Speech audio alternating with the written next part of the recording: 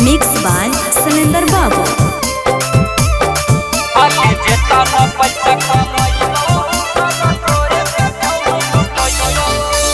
तुही हड्डी मोर जान गे, तुही हड्डी मोर परान गे, ओठो लगो तोर पान गे, जवानी को दे हमरे दान गे।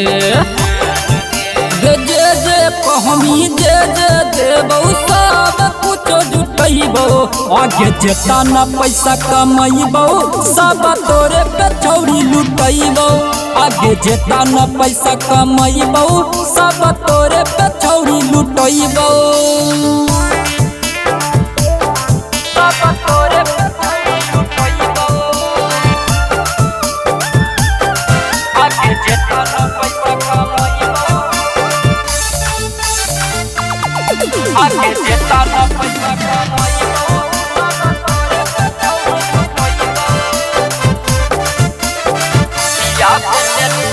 या बेनेला रागने नजरिया से नजरिया गे, कस के हुमा चके हिलावने कमरिया गे।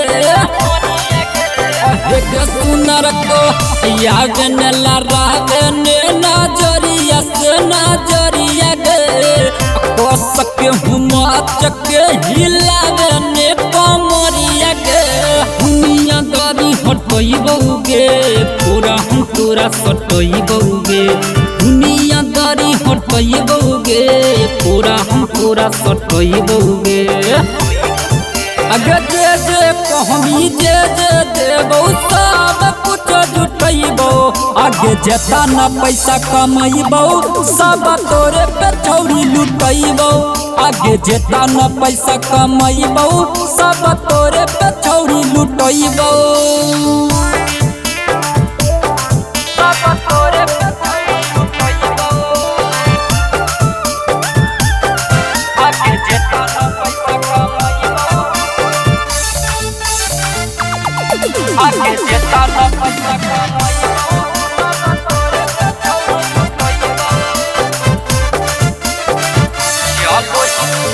चलो ही भूचाल माल लहरिया कठिन गे, सीधा साधा हियौ पियौ नहीं डीरिंग गे।